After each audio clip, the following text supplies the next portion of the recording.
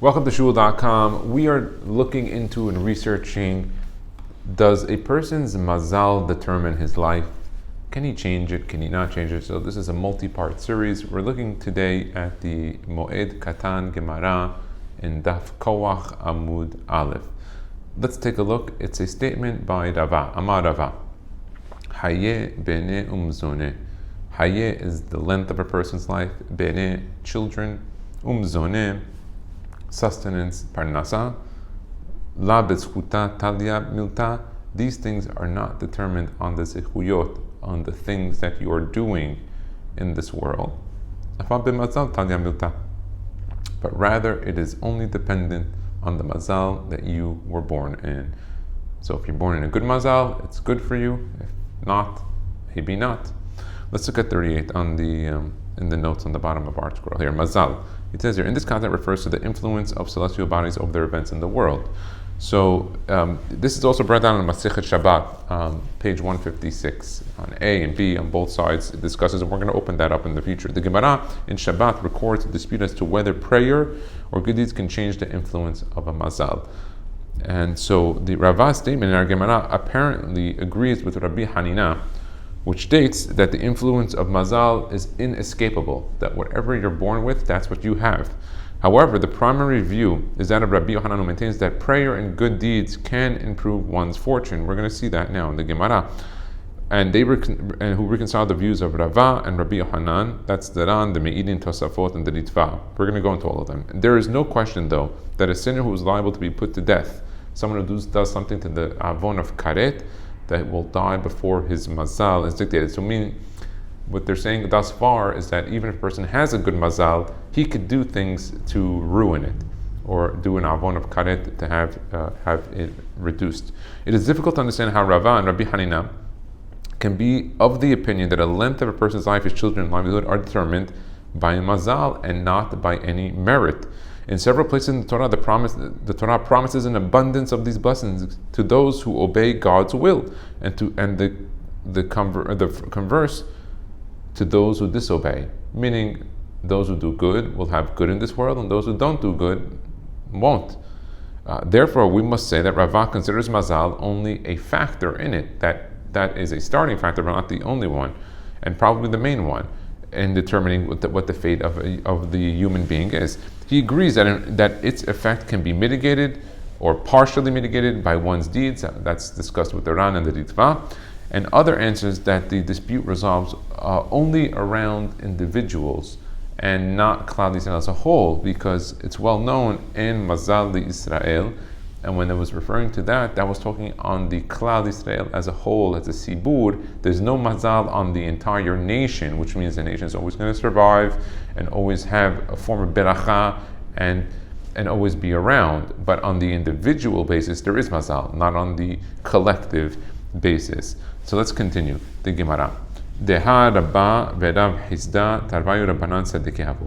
Gemara is going to give us examples to show you that mazal is a determining factor, and we'll see right now. So first, it brings us Rabba and Rav Hizda, both Sadiqim, Gemurim. So let's take a look. Mar mitzaleh ve'atem mitra.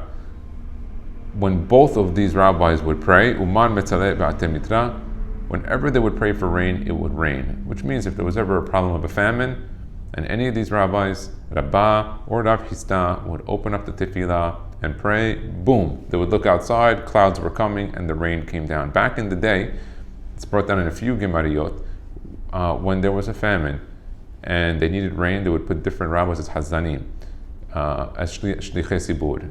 If the rabbis went up and the rain didn't come, they would bring the rabbi down and put somebody else to go up, because back then, if somebody prayed, he had to have been answered. If he didn't get answered, then there was something wrong with the prayer.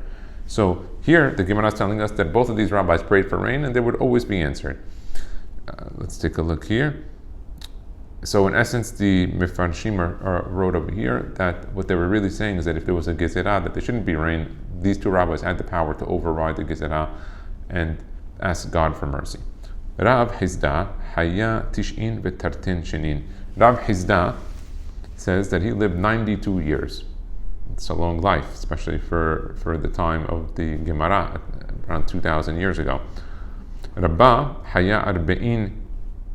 Rabba, he only lived 40 years. That's wow, so less than half. And they were both big rabbis. Bey Rab Hizda Shitin Hillule. Bey is the house of Rab Hizda that had 60 Hillules. Hillules are weddings. Let's see here. And it says in Rashi that he witnessed 60 weddings of children and grandchildren. Yeah, so he had in Rab Hizda's house 60 different weddings of children and grandchildren. And it says here, some suggest that the number 60 is not intended here to be precise. That's Tosafot says it's not actually 60. This number is sometimes used in sages as in an allegorical sense, just to tell you that it was a large amount, and they bring some sources to that. Okay, but in short, there was a lot of beracha in Rab Hizda's house of weddings. Bei Rabba Shitin Tichle Lo Alenu. And in Rabba's house, Rabba, who lived the shorter life, there was 60 different types of difficulties of people passing away. Again, the 60 here can just mean in regards to a big amount, not actually the 60. We'll use the previous example.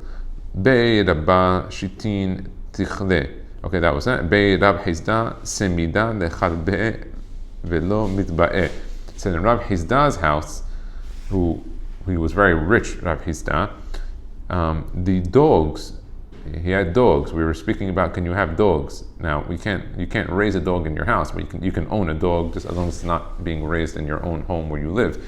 So Rab Hizda had a lot of dogs because he would try to feed the dogs fine flour and velo mitba'e, and they wouldn't eat it. Bei Rabba Nahama de Sare the Inshe velo mishtachach. And in the house of Rabba, they had barley flour, the sa'areh, barley, and they didn't even have didn't have enough barley bread to feed the people. So when it came to the dogs of Rab Hizda, they gave them the fine flour, and they didn't even want to eat it, the dogs, because they were already, they became stuck up. They already became spoiled from getting all the best quality, their dogs. While in Rabba's house, the humans there hardly had enough barley flour, which barley is usually used for animals. So what the Gemara is telling us here is that you can see that these are both big tzaddikim, and one of them had a better mazal than the other. Let's take a look at the notes on the bottom. Although they were both saintly, Rabba and Rab Hizda differed considerably in the length of their lives, the number of their surviving progeny, and their financial resources. Rabba therefore concluded that these three matters are determined by mazal and not by merit, because Rava saw these two rabbis, or learned from these two rabbis, and assumed that we can't has v'shalom say that one was doing something and the other wasn't, that it must have been the mazal. And that's in and of what Rava was trying to say. As mentioned above, the accepted view is that mazal does not hold sway over a person's fate. And rather, one can completely change the influence of his mazal by engaging in prayer and good deeds. The differences between the lives of Rab Hizda and the Rabba do not contradict this principle. Okay, interesting, because the divine distribution of reward and punishment is based on many complex variables which are not known to us, as brought down in the Me'iri, and we're going to look at Shabbat 156 now, right after this class. The matter of the suffering of the righteous is discussed in Berachot 7a. Lama Sadik Veralo Verasha Vetovlo, and that's a whole another discussion.